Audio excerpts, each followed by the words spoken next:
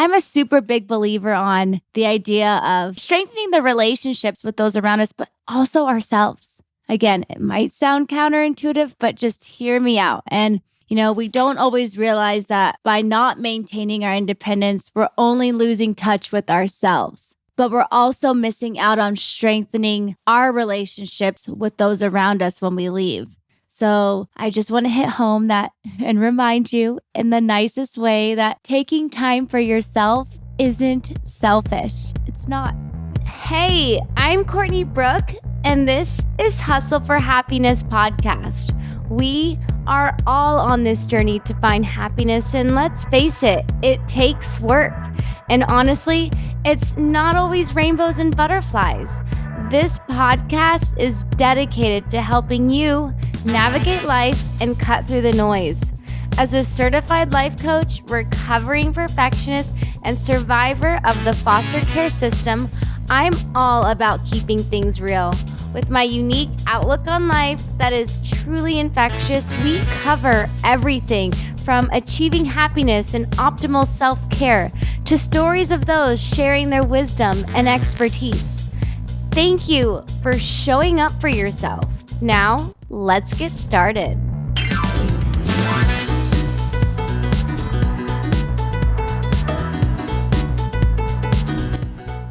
All right, we are back with another episode of the Hustle for Happiness podcast. It is October. It is fall. The weather is changing here in Wyoming. I am back from my summer of a lifetime. It was such an incredible summer. I just was trying to reflect this last few weeks as I was in Spain and even on my flight home, and I had the best time. I had such a good summer of family and fun and balance and working my butt off and meeting new people and challenging myself and growing my marriage and recovering from just what seemed like not a lifetime, but just what seemed like for me, it was just a good reset. I treated this summer as a time for me to really be intentional. And I really wanted to get close with family, get close again with my husband. You guys have been following and those just tuning in. We've been triaging one of our businesses, and it's been a lot of grief for James and in our relationship. And so just reconnecting and recoming together this summer. And a lot of it was just me solo traveling and finding myself again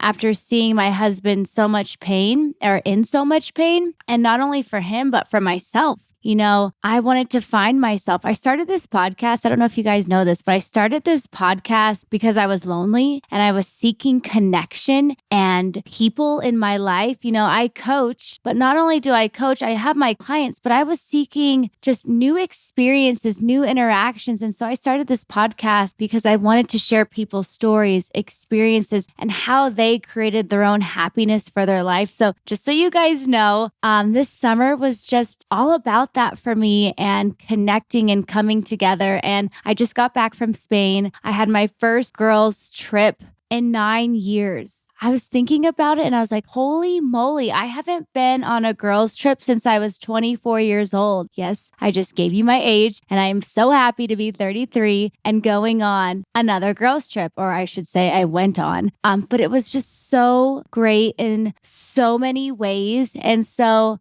really reflecting on that flight home, I was thinking about the podcast, and I was thinking about the trip, specifically this trip with all the girls. There were 6 of us total. I went with my girlfriend, Jasmine. She's a travel creator, influencer, and so she puts together some incredible trips. And so we were kind of thinking of working together and bringing in more intentional girls trips, because after this one, it was just such a good energy. We all walked away feeling so good. But this trip specifically, I was thinking about all the personalities on this trip specifically. Like, we had a mom, we had some boss babes that worked their butts off. We got some fur moms. We got a combination of moms, fur moms, and women that work their butt offs. We got a stay-at-home wife. And then we have some people like myself who work hard in their careers, but they don't have kids and just seeking connection outside of our husbands. And so there was a couple of us that were in that category as well. And so I was just thinking about What a great way to not only recharge, explore, and focus on me, but really deepening my relationship with James. It sounds counterintuitive.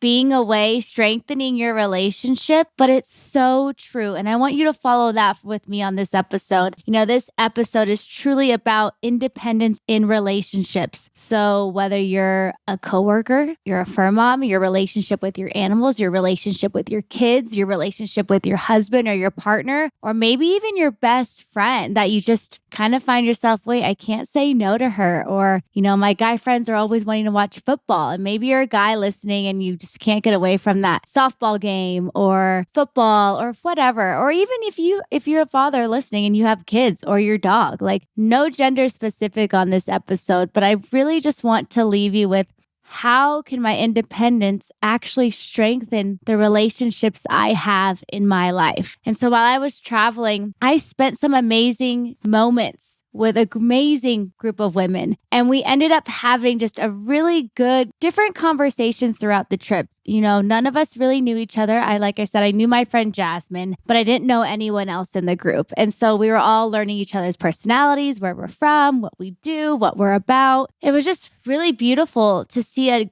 very dimensional group of women take a chance on a girls' trip. We could have gone anywhere. We could have done anything, but we all committed to going to beautiful Mallorca, Spain. There was some downfalls, like the weather was super rainy, thunderstormy, so we had to cancel cave jumping, and the boating trip we went on was cold. So we had our downfalls, but in those moments, it was so beautiful, you guys. In those moments, we actually got closer, and it was just fun to see us all roll with the emotions of the trip, whether with the weather or missing our loved ones or missing our dog or someone wanting to go out late. That was me. I had the best time. Or some people just wanting to sleep in and missing breakfast. There was just a lot of different dynamics going on. But what hit me the hardest was how many of us, especially women, who struggle to find the time or the confidence to take that space for themselves. And so what do I mean by that? Amongst these conversations I was having, I heard a lot of pain or discomfort in terms of being away and how hard it is. And I'm not saying book a trip to Spain to maintain your independence. And so I'm going to bring you to this episode about the mindset around independence and how we can actually bring it into our daily lives. Baby steps, or maybe you know how, but you don't know if this is you. So there are some symptoms too of not having our independence. And I don't want to say codependent. That's not what I'm saying. It's just maintaining that, or how do we start? And so you might not even know if this is you. But what hit me the most was just the pain, the sorrow, the guilt of leaving our loved ones or not being able to say no, or how hard it was to put work away. A lot of us women struggle with the balance of more than one of these things, which is kids and work, pets and work, or our husband's kids' work.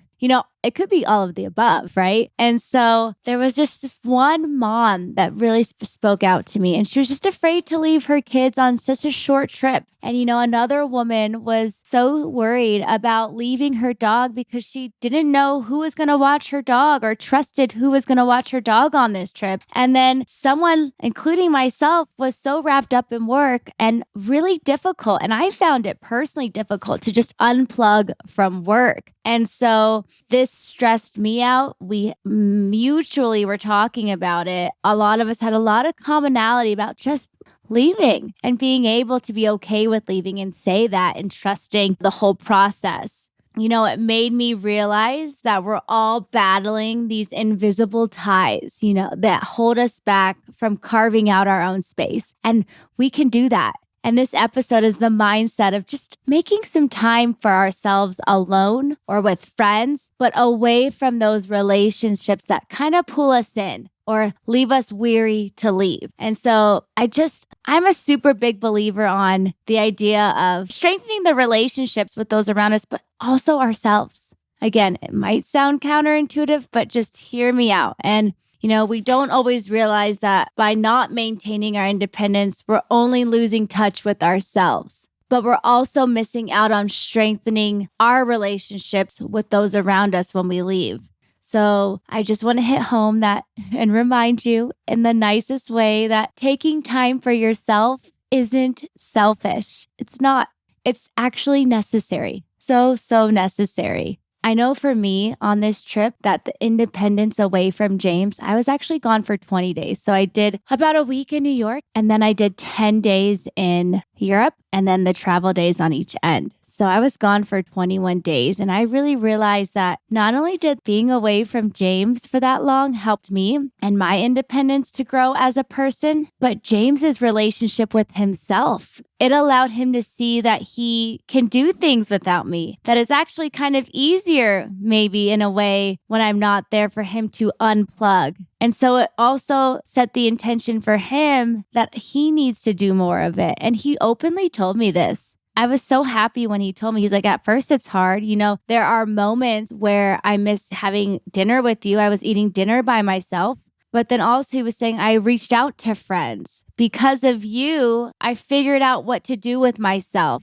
And he didn't realize how much he relied on me. And so I'm like, wow, that's really freaking cool. That is so cool that we both benefited from being away from each other. Now, I don't recommend 20 days because being back now for a week, as by the time you guys listen to this episode, it'll be about a week since I've been home. And there's a whole reacclimation period. Don't get me wrong. Like, we're like, wait, we are kind of too independent now. Or wait, you do this, I do this. And so that's a whole other thing. But as we're getting reacclimated, we're finding, wow, I really, it's easier for me to have you here. I sleep better when you're here. Or I'm going to go out fishing. Like I see him, you guys, those listening. He's out flying right now. Usually he would wait for me to finish work to go flying. Like this is big for both of us. And so not only is it this independence allowing us ourselves to grow as a person, but those around us to grow. So maybe you have a codependent or a dependent friend or just a friend you don't feel like you have to include them in everything. Or maybe you just can't get alone time because they're always there. I mean, however you want to see this is also good for you or good for them. I mean, it's also good for them. And then when I got home from this trip, I just show up better. I don't know how you guys feel, but I feel refreshed. I'm ready to go. I actually miss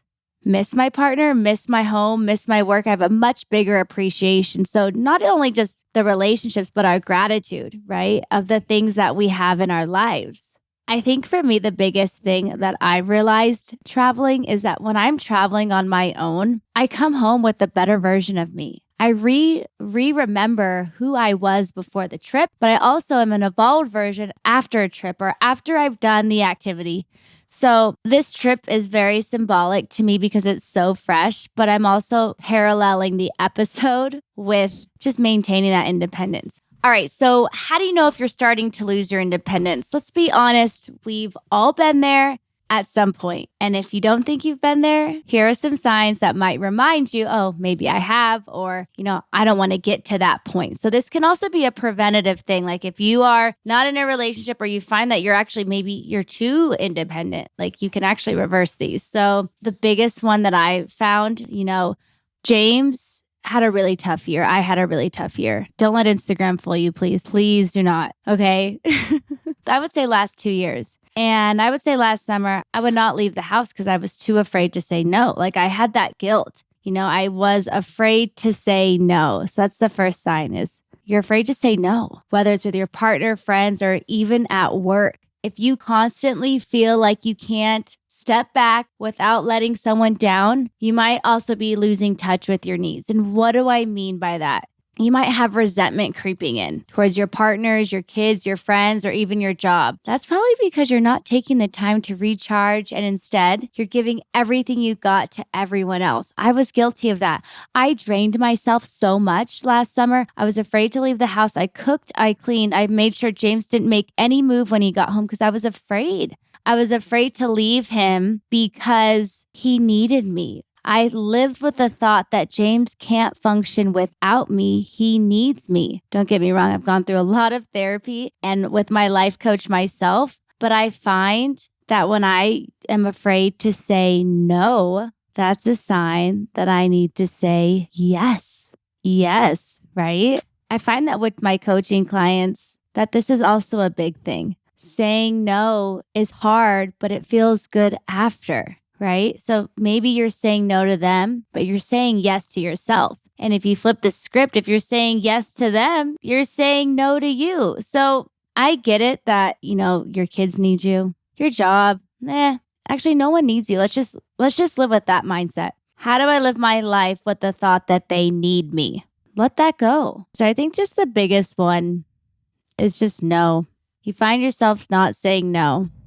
Before we dive back in today's discussion, I want to take a moment to share something special with you, HFH fam. Have you ever felt like there's more to life, but you're not quite sure how to unlock it? That's where life coaching comes in. It's not just about solving our problems. It's about uncovering your true potential and living your best life. Imagine waking up each morning excited about the day ahead, feeling confident in your abilities and ready to tackle any challenge that comes your way. That's the power of a healthy mindset. And the only difference between you and that reality is taking the first step. And that's why I am so excited to offer you a complimentary coaching session. It's a chance for us to connect, explore, and uncover the limitless possibilities that await you. Whether you're looking to overcome obstacles, find clarity in your goals, or simply cultivate more joy and fulfillment in your life. And I'm here to support you every step of the way. So, if you're ready to experience the transformation in that what life coaching can bring, simply head down to the show notes and click the link where you'll find instructions on how to claim your coaching session. Now, let's get back to our episode. All right. And last sign is just you're finding yourself losing a sense of who you are. You find yourself waiting around, like I feel like when you lose a sense of who you are outside of your roles, it's almost like you're identityless, like no identity. I don't know the word. Bear with me. But I feel like when we don't know who we are, we seek to our partners or our kids or our dogs to give ourselves an identity. So let's break that down is what would I do if I didn't have them? What would I do if I didn't have this relationship? Or what would I do if I wasn't leaning on them, so to speak? And some of you are like, oh my gosh, I don't know. So it's about rediscovering that. But so those are the signs. Saying no, resenting your partner, getting upset with them. And lastly, just no identity. So as I was traveling, I was reflecting on the things that I've done this past summer to really maintain my independence. Like I said, this summer was really about me resetting, getting back in touch with myself. And in conjunction, it helped my relationships with my husband, my family, even Olivia, Olivia's my beautiful Frenchie. And so I was thinking of ways that you can reclaim your independence without going to Spain or without traveling or being away. Maybe you can't be away. Your family, you just can't, right? Or you just don't want to, or financially. So one of the things is solo hobbies. One of the easiest ways to find a hobby that's just for you is looking at what you used to do as a kid. For me, I loved art. And so this last summer, I took a watercolor course. It not only forced me to be in one spot because I had to have a tendency to travel around too much, guilty. But I also created consistency, and it was like a safe environment for me to go in, paint, and come home. And I absolutely loved it. Solo hobbies are good. Was in a classroom of 8, but I was still by myself. And now I go out and paint in nature. I'll sit on the front lawn and paint the mountains here in Wyoming. I'll bring a little sketchbook with watercolors on a trip with me. So just finding something to do purely for your own joy and growth. I'm not saying you have to go into watercolor, but find something that literally is interesting to you. And I always go to, what did I do as a child that I loved to do? And that was art for me. I loved art. And so I went back to that. I went back to like my younger me and I found her. It's a powerful reminder that you're a whole person with interests and talents beyond your relationships. You could even go learn the piano, start a podcast. Do something solo that's a hobby. All right, 2 is time with friends. Like I said, last summer, I totally retracted. I retracted from my friends, family. I pulled back and solely focused 100% on James. I was scared to leave town. I didn't want to leave the house that long. I picked him up and took him to work. Like we were both so codependent. And I'm not saying that's a good thing or I'm proud, but I'm trying to paint the picture of how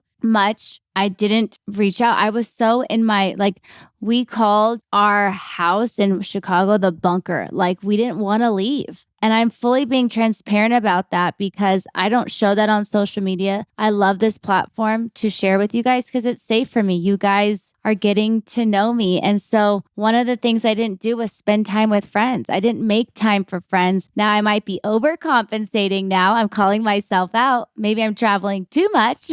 But the point is, another thing you can do to maintain your independence is just time with your friends. Whether it's brunch, go for a walk with your friend, even FaceTime them. Like, if you don't have any friends where you live like I do, I find myself calling my friends a lot. Being with our friends can remind us of who we are outside of being someone's parent, being someone's partner, fur mom, best friend, right? It's a special moment that gives you a chance to laugh, vent, and just honestly, just be you. And you might have one friend group that you just can't break away from. Maybe this is an opportunity for you to just explore another friend group, right? So just being with friends that also fill your cup, though, not going out gossiping, like truly leaving you fulfilled.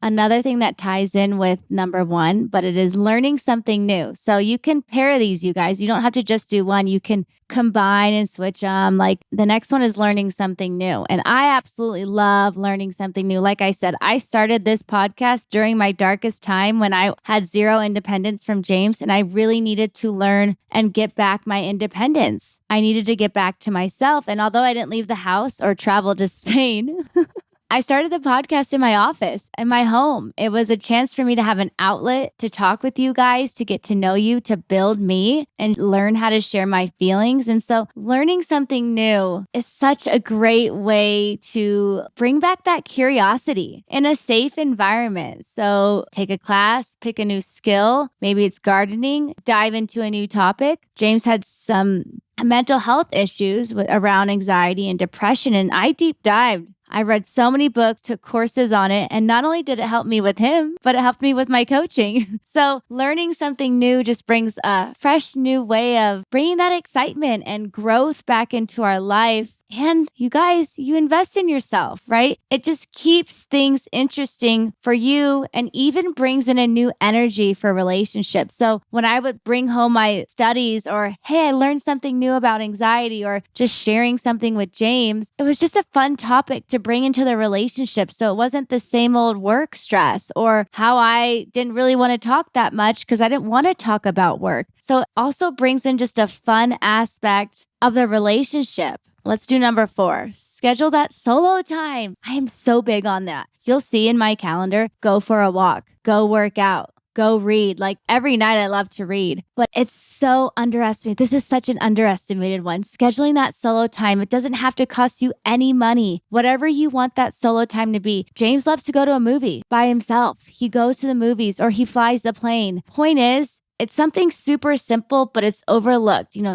Scheduling that time on the calendar. I love sitting in the sauna by myself. It's like my favorite thing. Warming up, I meditate and I read. I take it seriously. And I'm going to ask you guys to take the solo time seriously. Have fun, whether it's 10 minutes or 2 hours, right? Go to a museum, read a book, take yourself out for a meal, coffee, just put it on the calendar and treat it like a non-negotiable. I have a super big rule, and it's treating everything in my calendar equally. I don't treat the doctor's appointment more than my nail appointment, more than the sauna, more than my meditation, more than a coaching client call or a board foundation meeting. Everything is an equal. And so I encourage you to start treating it and taking it seriously. Solo time is the best time. It's so simple. Yes. I love my travel, but I'm not saying you have to go to Europe. I highly recommend it though. I loved Europe, but even a weekend getaway, it's just the solo time can do so much for our mental health. And I truly, truly mean that. Whether it's with friends or just a usual routine, maybe it's sitting in your car, drinking your coffee by yourself before you go into the office and listening to your favorite song. Like I said, just keep it simple, but take it seriously. Personal space at home. This is such a good one. I have my office and, I tell James, this is my safe space. This is my space for me, but it's my independence at home. It doesn't need to be an entire room, though. I'm not saying have a rebuild or get an architect and redesign your home. I mean, that would be nice. If you guys do that, send me a DM. I'd love to see. But just a small corner, maybe with your favorite books or your meditation pillow or a place where you can just journal and reflect. When we're on the go, I have my little space. I have my side of the bed with my journal, my meditation. Like James and I are sharing a room usually, but just make it a little space, right? Your journal, your side of the bed. I mean, it doesn't have to be extravagant. And that's the point of that. This is supposed to be things we can start today, whether it's 1, 2, or all 7 or 10 of these. I mean, we only have 2 more left. But that being said, simple ways. It's not overly dramatic, but I also feel like these little things lead to bigger ones. So say you've done, you've taken yourself out to dinner, then you work up to a weekend, then you work up to a week. Maybe you work up from 1 hour to 2 hours. Point is, we all start somewhere. And I truly believe that when we make the time for our independence, everything else aligns. We show up better. Journaling and meditation, kind of piggybacking off of the last one, I love journaling and meditating. I start my morning meditating, and I want to emphasize this really quick. I don't do the same thing every day. I don't wake up, journal, read, work out, green juice at night, eye patches. No, get off the social media and do what you want to do for you. Again, you could journal and meditate at midnight if that's what you want. You might say, I don't like meditating and I like walking meditations. Do you, because no one else is going to do it for you the way you want it to be done, right? So I personally love journaling whenever I just need a time to just let something out in my head. It's kind of like my brain dump. It's kind of like my venting session to myself. And then the meditation I personally love in the sauna, that could be at 2:00 in the afternoon or 8:00. Or if I don't have my sauna, I get on my meditation pillow and I meditate. It's such a simple way to just process your emotions and reflect on what you really need. That space could just be 10 minutes of meditation. If that's all you have time for, 10 minutes is amazing. It's more time. It adds up. That's 7 times 10. That's 70 minutes a week. And then do each week for the rest of the year. I mean, it adds up. Meditation, I just want to emphasize, is the best way to get grounded and get your independence and just come back to yourself. I'm a big advocate. And then the last one, it kind of encompasses all of this, but it kind of hits home. Lastly, just prioritize your wellness. Take it seriously. Independence is wellness. Independence is wellness for your soul, for you, for your own good that then everyone else benefits from. Whether it's workout, having that therapy session, or just reading a book. Again, it feeds your soul. I might sound like a broken record, and I will say this again and again and again. Prioritizing your well-being should always be a priority. When you're feeling your best, you're able to give everyone else your best without losing yourself. I needed this trip to Spain because I wasn't prioritizing. Of course, James kicked and screamed for me to leave that long. Of course, he's like, I can't believe you're leaving that long. I'm not saying any of these steps are going to be easy. You might have a kid running into the room at meditating, but we got to set boundaries like we said in the beginning. And we got to believe in ourselves that saying no is saying yes to us. I'm not saying any of this is going to be easy at first. But if we make it a priority and we share with our family, hey, this is so important to me and I need your support, that's all we have to say. It doesn't have to be a fight. If you get the look of, oh, you're doing that again, let them say that. Let them be upset. They're allowed to have emotions too. I don't want you to try to take away someone else's feelings, but and I want to say, and you get to take care of yourself too. Again, this is so important because I find more and more in coaching that people are not loving themselves and giving themselves their time to decompress. Don't sit on social media too. Please, please don't do that. I gave 8 ways. There are 1,000 ways. These are my top ways. And take your own variation. Blend 3 of them together. But I want to hit home for the millionth time. Take yourself seriously. Take yourself seriously and make the time for you. It might be awkward. Oh, that's weird. Or I don't need time alone. Maybe you have too much time alone and that's your sign to go hang out with some friends, right? It's all connected here. So here are some closing thoughts as we wrap up today's episode. Whether it's a simple walk, setting boundaries, or planning solo adventures, remember that independence is a gift, please. It is such a gift. It's a beautiful gift. When you see that notification pop up on your calendar, going for that walk, go get that coffee, girl, listen to your song, whatever it is, it's such a gift to yourself. It's a beautiful gift. And thank whoever's in your life for that time. If you have that friend that you just can't seem to get that alone time, say thank you for letting me have my alone time. It means the world to me. That partner that you're afraid to leave or the kids that you don't want to leave behind, say thank you. Thank you so much. It's so important for me. It's such a beautiful, juicy gift, independence, right? And I'll leave you with one of my favorite quotes is, I'm not sure who exactly said this, but it's independence is about finding strength within yourself so that you can share that strength with the people you care about, because the healthiest relationships are built on two people, not half of one. It's time we show up full. Not only are we going to benefit from it, but everyone around us will benefit from it. It's a beautiful thing, you guys. This episode was so fun. So if you want to explore this further, or if you're feeling like you need guidance on where to start with maintaining your independence or finding your independence, reach out to me. I'm so here for you. This is exactly what I help people with through my coaching, finding that balance between caring for others and caring for ourselves. Until next time, thank you. Love you guys. I hope today's episode left you better than when I found you. Make sure you hit the subscribe button and tune in every Monday to kickstart your week and set your weekly intentions with me. You can find me and HFH on YouTube, Instagram, and TikTok, or online at heycourtneybrooke.com. I firmly believe in the power of sharing. If you know someone else who would benefit from this podcast, please share it with them. And remember, when you work on you, I get to be there.